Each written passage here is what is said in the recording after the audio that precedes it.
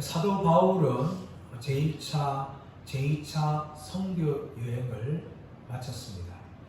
그러나 그것을 끝나는 것이 아니라 다시 제3차 선교 여행을 시작하였습니다. 그 이유는 예수님의 복음을 증거하기에 대한 열정이었습니다. 이런 열정은 과거에도 있었습니다. 사도 바울은 늘 뜨겁고 열정 있는 사람이었습니다. 예수 믿기 이전에는 예수 믿는 사람들을 향한 핍박하는 열정을 가졌습니다. 하지만 다메섹 도상에서 예수님을 만난 후에는 예수님을 전하는데 열정을 가지고 있었습니다.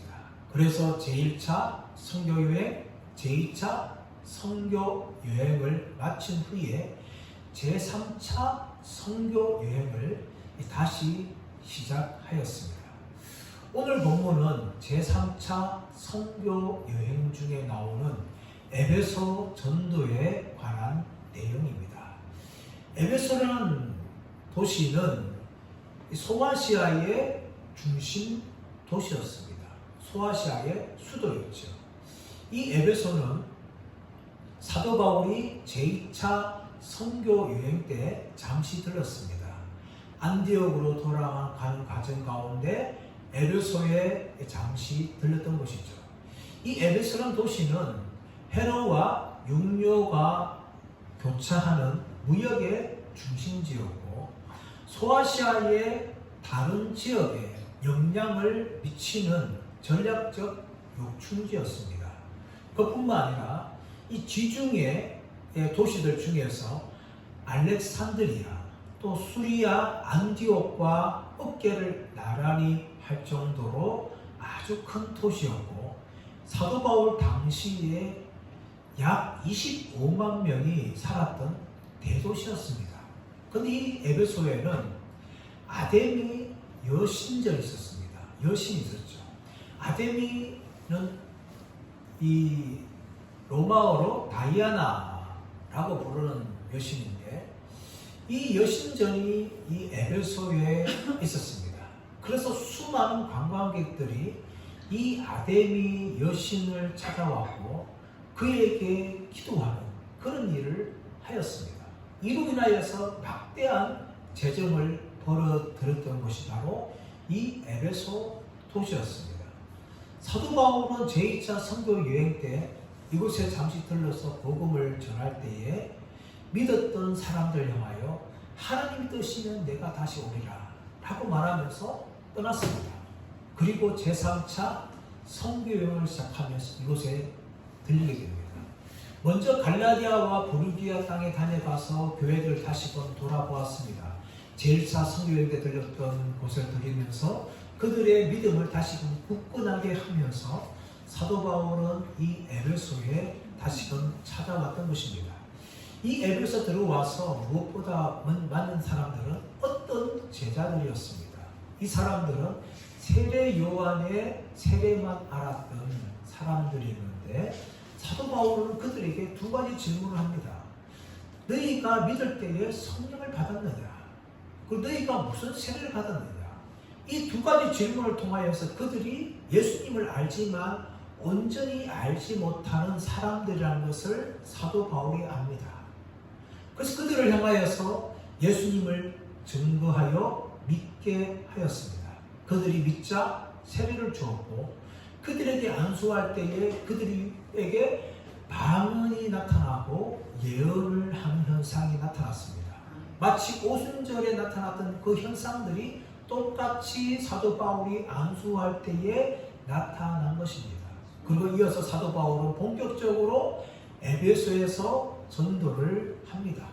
오늘 본문에 나오는 사도 바울의 에베소 전도 모습은 크게 두 가지로 나옵니다. 하나는 말씀을 통한 전도 사역이고 또 하나는 능력을 통한 전도 사역입니다. 먼저 8절 말씀을 보겠습니다. 8절 말씀 시작. 바울이 회당에 들어가 석 달 동안 담대히 하나님 나라에 관하여 강론하며 권면하되 사도 바울은 에베소에서 도착하자 무엇보다 회당에 들어갔습니다. 회당은 주로 유대인들이 모였고 경건한 이방인들이 모였습니다. 이처럼 사도 바울은 여전히 유대인들을 사랑하였고 그들이 예수님께 돌아오기를 간절히 원하였어요. 그래서 사도 바울은 가는 지역들마다 가장 우선적으로 회당에 들어갔습니다. 회당에서 유대인들과 경건한 이방인들에게 예수님에 대해서 증거하였습니다. 그런데 오늘 본문에서는 무엇을 말하고 있는가 하면 석 달 동안 담대히 하나님 나라에 관하여 강론하며 권면하였다라고 이야기합니다. 하나님 나라에 관하여 강론하며 권면했다는 것은 바로 구속사역에서 말씀한 거죠. 다시 말하면 예수님의 죽으심과 부활을 통하여서 구원이 어떻게 이루어졌는지에 대한 복음을 바로 하나님 나라로 이야기한 것입니다. 구약 성경에서 오신 메시아이신 예수님께서 이 땅에 오셔서 우리의 죄를 위하여 십자가에 죽으시고 부활하심을 통하여 우리의 구원을 완성하였고 하나님 나라가 성취되었다는 복음을 사도 바울은 회당에 들어가서 유대인들과 경건한 이방인들을 향하여서 석 달 동안 강론하였습니다. 근데 여러분 이렇게 강론하였지만 뜻밖의 일이 발생하죠. 자, 9절 말씀 보겠습니다. 9절 말씀 시작. 어떤 사람들은 마음이 굳어 순종하지 않고 무리 앞에서 이 도를 비방하거늘 어떤 사람들은 마음이 굳어 순종하지 않고 무리 앞에서 이 도를 비방하였다. 이 도가 뭡니까? 복음입니다. 사도 바울이 증거하는 하나님 나라의 복음에 대해서 어떤 사람들은 마음이 굳어 순종하지 않았고 비방하였다. 세 가지로 반응하죠. 첫 번째 뭡니까? 마음이 먼저 굳었다는 거예요. 마음이 굳었다. 이 굳었다는 표현은 스킬유레노라는 단어인데 마치 뼈처럼 딱딱해졌다는 것이죠. 뼈처럼 딱딱해졌다. 여러분 유대인들이 이렇게 하였지만 우리 구약 성경을 보면서 이 뼈처럼 마음이 딱딱해진 사람을 발견합니다. 그 사람은 누굽니까? 바로 이집트의 바로였습니다. 하나님이 모세를 보내서 내 백성을 보내라 라고 이야기하였지만 이 바로는 마음이 강팍했어요. 마음이 강팍해가지고 많은 재앙을 행하였지만 결코 이스라엘 백성들을 풀어주지 않았습니다. 마지막 재앙이었던 10번째 재앙을 당한 후에야 그때서야 손발 다 들고 이스라엘 백성들을 보내주었습니다. 이것이 바로의 강팍함인데 바로는 마음이 이처럼 딱딱해졌어요. 사도 바울이 하나님 나라의 복음을 증거하였지만 어떤 사람들은 마음이 딱딱해졌어요. 그리고 더 나아가서 뭡니까? 순종하지 않았다는 거죠. 이것은 복음을 듣고 믿기를 거부했다는 것입니다. 더 나아가서 비방했다는 것은 대적했다는 것이죠. 이런 모든 모습들은 이 성령의 역사를 또 하나님 나라의 복음을 대적하고 거부하는 불신앙적인 행동이었습니다. 자, 그러자 어떻게 합니까? 9절 하반절 말씀 보시면 바울이 그들을 떠나 제자들을 따로 세우고 두란노 소원에서 날마다 강론하니라. 바울이 그들을 떠났다는 거예요. 복음을 대적하는 사람들과 함께 있어서 있는 것이 아니라 바울을 떠났습니다. 이미 고린도에서도 유대인들이 대적하자 너희 피가 너희에게 돌아갈 것이다 하고 선언하면서 나는 깨끗하다. 이후에는 이방인을 가리라 하면서 본격적으로 이방 사역을 하였습니다. 오늘 본문에서도 에베소의 사람들이 어떤 사람들이 대적하자 사도 바울은 미련 없이 그들을 떠났어요. 그리고 믿었던 제자들을 따로 세우고 그들을 두란노 소원에서 말씀을 가르칩니다.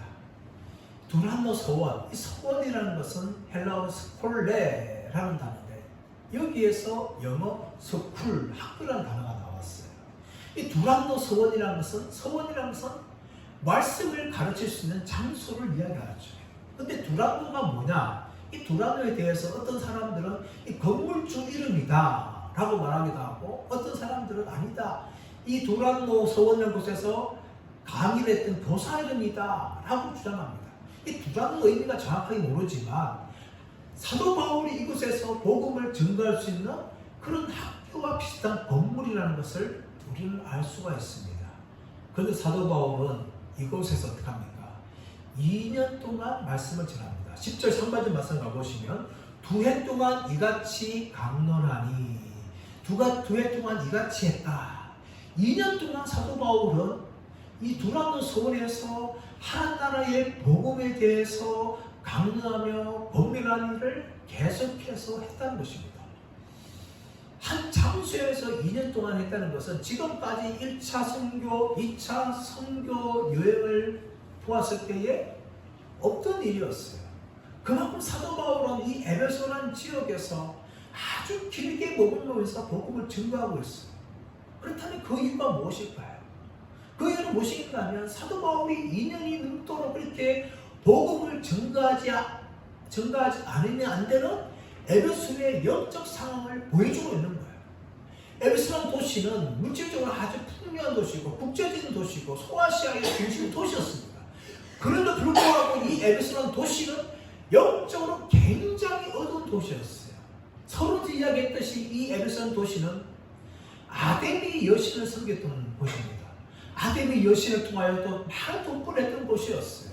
이 아데미 신전에는 여창녀들이 있었는데, 여사제들이 있었는데 이 사제들이 남자들과 관계를 맺는 추잡한 종교 행위가 이루어졌던 곳이었고, 그래서 많은 사람들이 찾아왔던 곳이었습니다.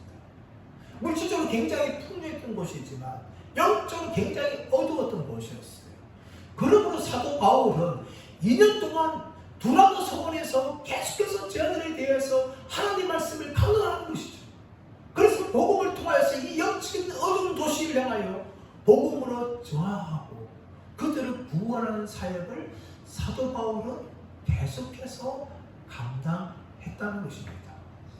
이렇게 2년 동안 사도 바울은 계속해서 복음을 증거할 때에 이 에베소 지역을 통하여서 놀라운 일이 발생합니다. 자, 10절 하반절 말씀 보시면 10절 하반절 아시아에 사는 자는 유대인이나 헬라인이나 다 주의 말씀을 듣더라. 이 아시아라는 것은 소아시아, 오늘날 튀르키예를 말합니다. 과거에 터키라고 부르고 있는 그 땅을 말하고 있죠. 이 소아시아의 중심 도시가 바로 에베소라는 것이에요. 이 에베소에서 열심히 2년 동안 말씀을 증거하니까 소문이 퍼져나가는 거예요. 그래서 아시아의 사람들이 사도 바울이 증거하는 복음을 들으러 모이는 거예요. 그래서 그들에게 복음이 증거됨을 통하여서 아시아 지역의 곳곳에 교회가 세워집니다. 에베소뿐만 아니라 에베소 주위에 또 루카스 계곡을 지나 형성되어 있는 골로새와 히에라폴리와 라오디게아 지역까지 복음이 증거되어지고 그것에 교회가 세워지는 이런 놀라운 일들이 사도 바울이 에베소에서 2년 동안 복음을 증거하는 일을 통하여 나타났다는 것입니다.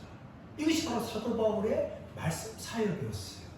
근데 11절에서 이제 사도 바울의 능력을 통한 사역이 정리되고 있는 것을 보여줍니다. 자, 11절 말씀 시작.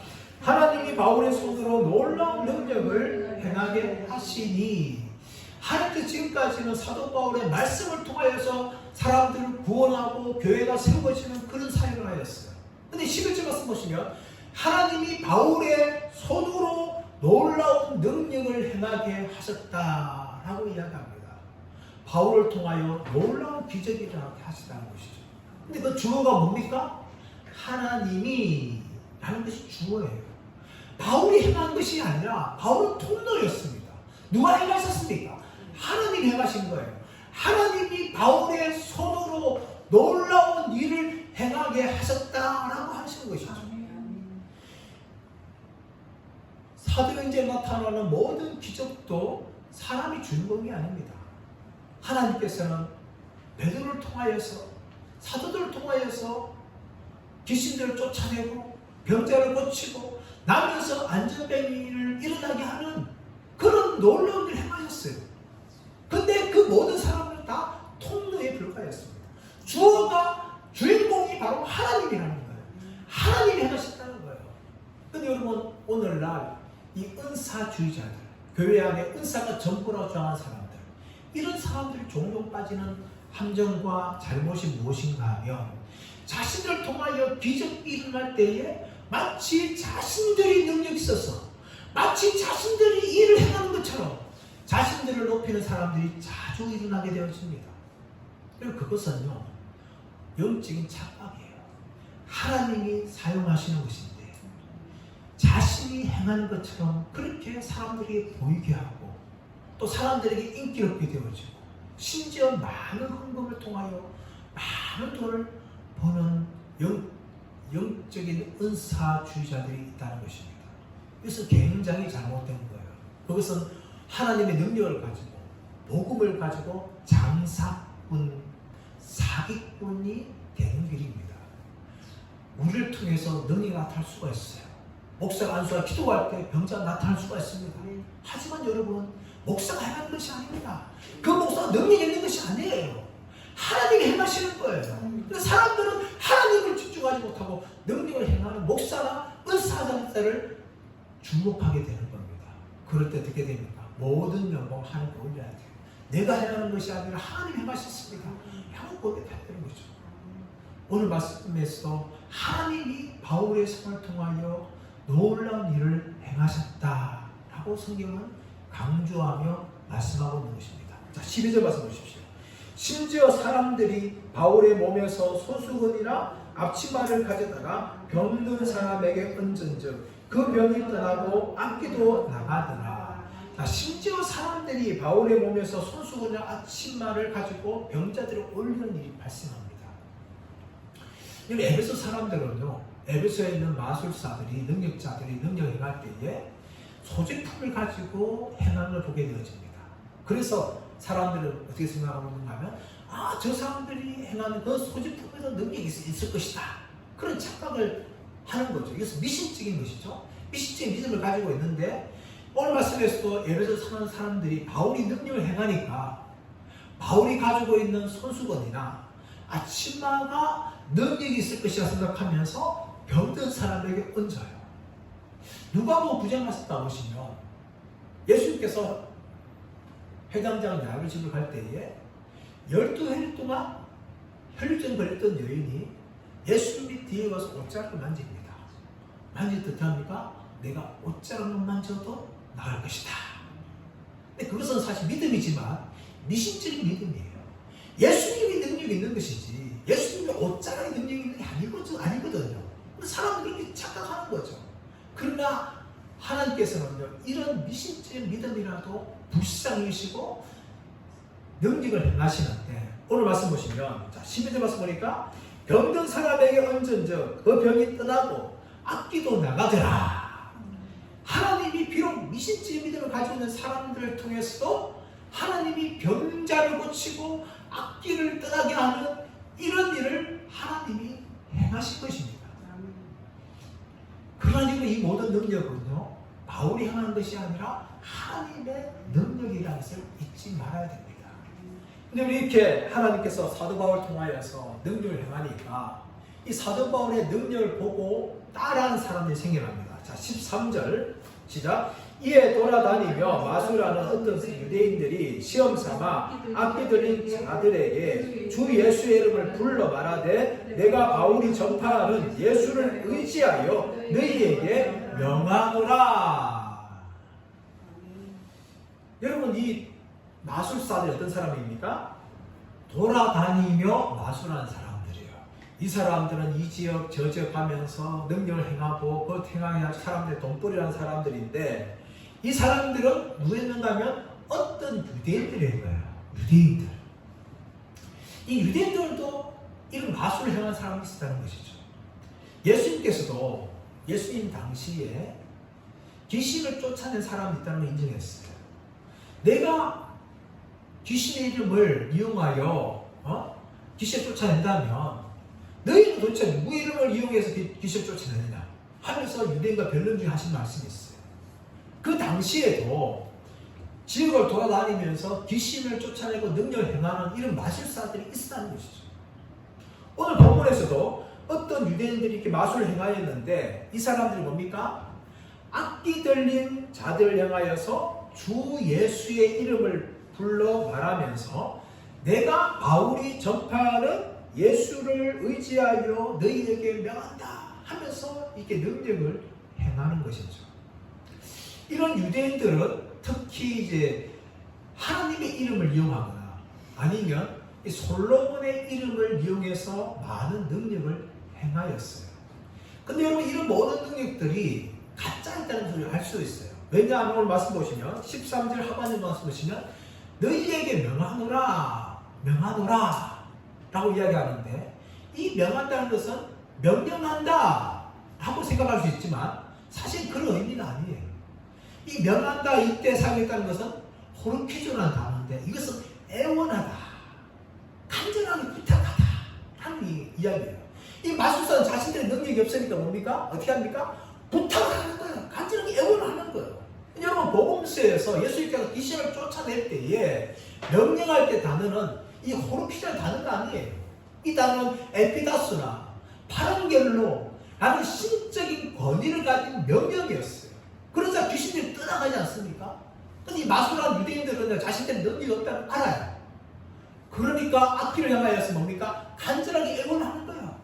내가 주 예수의 이름을 의지하고 말하는데 내가 바울이 전파하는 예수를 의지하여서 너희에게 제발 부탁한다 하면서 지금 애원하고 있는 거예요. 이런 모습과 지금 바울이 행하는 능력 있는 사역은 전혀 다른 것이죠. 13절 말씀 보시면 14절 말씀 보시면 또 다른 사람 나타나는데 자 14절 유대의 한 제사장 스게와의 7 아들도 이 일을 행하더니 유대의 한 제사장 스게와의 7 아들 이 스게와라는 것을 오늘 말씀 보시면 유대의 한 제사장이 말하고 있는데 이 사람은 솔직하게 제사장이 아니라 자신이 제사장이라고 주장하는 사람입니다. 그런 사람인데 이 사람에게는 7 아들도 있었어요. 7 아들. 7 아들이 있는 이들도 동일하게 행하는 거죠. 자 그러자 15절 말씀 보시죠. 악기가 대답하여 이르되 내가 예수도 알고 바울도 알거니와 너희는 누구냐? 악기들이 이 스게와의 7 아들을 향하여서 내가 예수도 알고 바울도 아는데 너희는 누구냐? 라고 따지는 것이죠. 예수를 알다 할 때 이 알다는 것은 헬라어 기노스코라는 단어입니다. 이것은 히브리어 야다와 같은 의미를 가지고 있는 체험적으로 인격적으로 아는 것이죠. 그만큼 귀신들은요 예수님을 잘 알고 있었어요. 예수님 오시자 예수여 나는 당신 누군지 압니다. 하나님의 아들이 아닙니까? 하면서 두려워 떨었던 것이 귀신들이었어요. 귀신들은 예수님이 이미 하나님의 아들인 것을 그들은 다 알고 있었습니다. 그래서 기노스코라는 단어를 씁니다. 두 번째, 내가 바울도 알거니와 이 알다는 것은 에피스타미아라는 단어인데 이것은 안면적으로 안다는 거예요. 안면적으로 안다. 이미 하나님께서 바울을 통해서 몇 번의 기적을 행하시니까 귀신들도 바울에 대해서 안면적으로 내가 알고 있다. 그런데 너희는 누구냐? 이 너희는 누구냐의 앞에 솔직하게 어떤 단어 들었다가 하면 도대체 너희는 누구냐? 내가 예수도 인격적으로 알고 내가 바울도 안면적으로 아는데 그렇다면 너희는 도대체 누구냐? 하면서 스게와의 7을 향하는 말하면서 자 16절 말씀 보시면 악기 들린 사람이 그들에게 뛰어올라 눌러 이기니 그들이 상하여 벗은 몸으로 그 집에서 도망하는지라. 악기 들린 사람이 그들에게 뛰어올라서 뭡니까? 눌러 제압했다는 거예요. 눌러 제압했다. 그래서 꼼짝 못하는 거죠. 그래서 7 아들이 어떻게 합니까? 상하여서 벗은 몸으로 그 집에서 도망가는 일을 성경은 보여주고 있습니다. 여러분 이것은 무엇을 보여줍니까? 아무리 예수의 이름을 사용한다 할지라도 예수님과 상관없는 사람들은 능력을 행할 수 없다는 것입니다. 여러분 예수님의 이름은 주문 때 사용하는 것이 아니에요. 우리가 왜 기도할 때에 예수님의 이름을 기도합니다 라고 말합니까? 주문입니까? 응답받기 위한 도구입니까? 아니라는 것이죠. 예수님을 기도합니다 라고 고백하는 것은 예수님께서 나의 구원자입니다. 나의 중보자입니다 라는 고백을 담고 있는 거예요. 그래서 기도할 때 예수님의 이름으로 기도합니다 라는 말을 사용하는 것입니다. 그 이름을 사용한 사람은 누굽니까? 예수님을 믿는 자들이죠. 예수님의 능력이 누구에게 나타납니까? 예수님과 아무 상관없는 사람들에게 나타나는 것이 아닙니다. 예수님을 진실로 믿고 그의 백성이 된 사람들이 사용할 때에 능력이 나타나는 것이죠. 이 스게와의 일곱 아들은 예수님과 전혀 상관없는 사람들이었어요. 근데 그들이 예수님의 사용한 건 단지 귀신을 쫓아내는 주문의 도구로 사용한 것 뿐입니다. 그리고 그를 통하여서 능력을 하나님이 행하지 않습니다. 예수님의 이름은 예수님과 전혀 상관없는 사람들이 귀신을 쫓아내는 도구로 사용하려고 주신 이름이 아니에요. 예수님 이름 자체가 능력이 있는 이름인데 그 능력은 바로 예수님을 믿고 예수님과 아주 관계를 맺고 있는 그런 하나님의 백성들 또 사도들 저들 가운데 나타나는 능력의 이름인 줄 믿습니다. 사무엘상 4장 말씀 가보십시오. 사무엘상 4장에서는 엘리의 두 아들이었던 홈리와 비나스가 전쟁에서 패배하자 실로에서 법궤를 가져오는 내용이 나옵니다. 하나님의 언약궤를 가져오면서 이 언약궤에서 우리가 전쟁에서 승리할 것이다 라고 이야기하면서 블레셋과 다시 싸우는데 그 전쟁에서 철저하게 패배합니다. 그리고 하나님의 법궤마저도 블레셋 사람들에게 빼앗기고 마는 거죠. 왜 그런 일이 났습니까? 홈리와 비나스는 하나님과 전혀 상관없는 자들이에요. 하나님이 멸시하는 자들이고 하나님이 견뎌내는 자들입니다. 그들이 자신들이 승리하기 위해서 법궤를 이용한다 한들 하나님은 전혀 그 블레셋과의 전투에서 역사하지 않으셨습니다. 예수님도 마찬가지예요. 예수님을 전혀 알지 못하고 믿지 않는 자들이 아무리 사용한다 한들 예수님은 역사하지 않습니다. 예수님은 그렇게 한 사람들의 손에 의해서 함부로 이용되는 도구가 아닙니다. 그것이 바로 예수님이고 예수님의 이름입니다. 예수님을 진실로 믿고 나의 구원자라고 고백하고 예수님을 정말로 의지한 자들이 예수님을 부를 때에 병이 떠나가고 귀신이 떠나가는 일이 나타난다는 것입니다. 오늘 말씀 나오고 있는 유대의 제사장들이나 또 이 제사장의 아들들 스게와의 일곱 아들은 전혀 예수님과 상관없는 자들이었기 때문에 그들은 오히려 귀신들에게 당하는 일을 부끄러운 일을 당합니다. 자, 그러자 이 일을 보고 사람들이 두려움을 느낍니다. 자, 17절 시작. 에베소에 사는 유대인과 헬라인들이 다 이 일을 알고 두려워하며 주 예수의 이름을 높이고 에베소에 사는 유대인과 헬라인들이 다 이 일을 들었어요. 그래서 어떻습니까? 그들은 먼저 두려워합니다. 두려워해요. 이 두려워했던 표현이 정확하게 말하면 두려움이 그들 위에 떨어졌다 라는 것을 이야기합니다. 얼만큼 그들이 두려움을 느꼈는가 하면 두려움에 제압당할 정도로 그들은 두려움을 느꼈어요. 그리고 더 나아가서 주 예수의 이름을 높였다. 높였다는 의미는 주 예수의 이름을 크게 생각했다는 것이죠. 그들은 단순히 주 예수의 이름을 귀신을 쫓아내고 병든 자를 고치는 하나의 주문의 이름으로 사용하는 것은 될 줄 알았습니다. 하지만 그들이 깨달은 것은 무엇입니까? 예수의 이름은 그렇게 사용할 수 있는 이름이 아니라는 것을 그들이 알고 주 예수의 이름을 크게 생각했다는 것이죠. 그들이 마귀를 쫓아내고 병자를 고칠 때 사용했던 그 신들의 이름과 너무나 다른 큰 이름이라는 것을 그들이 알게 되었다는 것을 성경은 이야기합니다. 자, 그러자 18절 말씀 보시면 믿은 사람들이 많이 와서 자복하며 행한 일을 알리며 믿은 사람들이 많이 와서 자복하여 행한 일을 알리며 이 믿은 사람이 누굽니까? 사도 바울이 2년 동안 복음을 증거함을 통하여서 예수를 믿었던 사람들이었어요.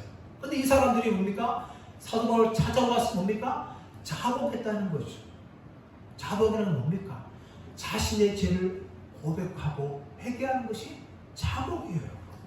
자신을 자복했다는 거예요. 무슨 행한 일을 자복했을까요, 여러분? 자신들도 이 에베소에서 예수님을 온전히 믿지 않고 마술사들을 두려워하며 그들에 매여있던 자신들의 죄를 고백했다는 거죠. 물론 이들은 예수 믿은 지 얼마 되지 않았어요. 그렇기 때문에 자신들이 과거 행했던 그 일들을 은밀하게 행했을 수 있을 것입니다. 그러나 여러분, 이 예수님을 통하여 능력을 보았을 때에 그들이 지금까지 마술에 묶였던 그 모든 삶들을 자복하는 겁니다. 회개하는 겁니다. 그리고 자신들의 모든 행한 일을 뭡니까? 알리는 것이죠. 이런 일이 발생한 것입니다. 근데 여러분, 이들은 믿은 지 얼마 되지 않았기 때문에 그렇게 할 수가 있어요. 그리고 예수님의 능력을 발휘했을 때에 비로소 그새서야 자신들의 죄를 회개합니다. 그러나 여러분, 오늘날 한국교회 안에 많은 사람들 예수님을 믿었다고 수십 년 믿어 이야기하고 있고, 교회에서 집사며 권사며 장로라고 했던 사람들이 여전히 이 주술이나 마술에 매여 있는 사람들이 있습니다. 어려움이 발생하면 점을 보기도 하고, 점을 보는 것 넘어서 무당을 불러서 구술하는 그런 사람들이 있어요. 그런 사람들이 어떻게 됩니까? 저는 그분들이 정말 예수 믿는 사람들이 아니라고 생각합니다. 정말 예수 믿는다면 이런 일을 할 수 없는 거죠. 자신들의 죄를 자복하고 회개하며 돌이킬 수밖에 없는 것입니다. 수십 년 예수 믿으면서 교회 직분을 가지고 있다 하면서 그런 일을 행한 사람은 교회 안에 있는 가라지들에 불과한 것입니다. 진짜 그들이 알곡이었다면 자신들의 죄를 회개하고 온갖 주술과 마술과 정치행위를 다 끊었을 것입니다.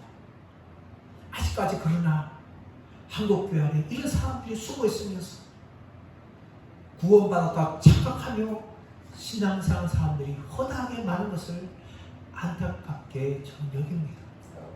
정말 그들이 믿는다면 오늘 말씀처럼 그들의 죄를 자복하고 회개하며 돌아오는 역사가 있기를 축복합니다. 19절 말씀 보시면 또 마술을 행하던 많은 사람이 그 책을 모아 가지고 와서 모든 사람 앞에서 불사르니 그 책값을 계산한 적 은 5만이나 되더라. 마술을 행하던 많은 사람들이 회개하면서 자신의 책들을 가지고 오죠. 그것을 모았는데 불살랐는데 그 책값이 계산하니까 은 5만이라는 거예요. 은 5만 드라크라라고 볼 수 있는데, 한 드라크라는 노동자가 하루에 일할 수 있는 품삯입니다. 그렇다면 한 명이 5만 일 동안 일할 수 있는 비용이라는 거죠. 거꾸로 말하면 5만 명이 하루에 일하는 일당이라는 겁니다. 여기서 계산해 보면 하루 일당을 5만 원으로 계산하면 이 돈은 25억이 됩니다. 근데 하루 일당을 10만 원으로 계산하면 이 돈은 50억이라는 거예요. 결코 작지 않은 돈이죠. 25억도 엄청난 큰 돈이고 50억도 엄청 큰 돈인데, 이 마술을 해하던 사람들이 그것을 팔지 않고, 팔면 또 어느 정도 수입 들어오지 않습니까? 근데 그렇게 하지 않고 이 책들을 다 모아서 한순간에 25억이나 50억이나 되는 그 모든 책들을 다 불살랐습니다. 이것은 그들이 얼마나 철저하게 회개했는지를 보여주는 것이죠. 자신들이 책을 팔아가지고 수입이 생기면 좋지만 그 책을 통하여 또 다른 사람들이 마술에 빠질 수 있기 때문에 그런 죄가 반복돼서 발생하지 않도록 그들은 다 모아서 일시에 그 모든 죄를 다 불태웠다는 것입니다. 그래서 철저한 회개였고 에베소 땅에 일어났던 놀라운 부흥입니다. 부흥은 뭡니까? 부흥은 단순히 교회가 숫자가 늘어나는 것이 부흥이 아닙니다. 부흥은 바로 영적인 현상이에요. 자신들이 철저하게 죄를 회개하고 하나님을 돌이키는 것이 바로 부흥입니다. 그 부흥이 바로 이 에베소 땅에 나타난 거예요. 그 결과로서 은 5만여 되는 책을 한순간 다 불살라버렸습니다. 이것이 바로 영적인 부흥이라는 것이죠. 사도 바울이 이 에베소 땅에서 말씀을 증거하고 능력을 행할 때에 에베소 땅에 다른 어느 지역에 일어날 수 없는 놀라운 부흥의 역사가 일어났던 것입니다. 제 말씀의 결론을 맺기로 원합니다. 복음은 능력입니다. 구원을 주시는 하나님의 능력이 복음입니다. 그뿐만 아니라 복음은 우리를 영적으로 완전히 바꾸고 더 나아가서 영적인 어둠의 세력들을 물리치는 능력이 바로 복음 안에 있는 줄 믿습니다. 저와 여러분이 이 복음 위에 강력하게 서기를 축복합니다. 그리고 이 복음을 증거함을 통하여서 아직까지 어두운 세력들에 붙잡혀서 영적인 힘에 제압되어서 마귀의 종로를 타며 살아가는 사람들을 자유케 하고 그들도 복음을 해서 새로움을 경험하게 되죠. 그들 가운데 영적인 부흥이 일어나게 되어져요. 통로로서 저와 여러분들 모두가 쓰임받는 데 있으시기를 예수의 이름으로 축원합니다.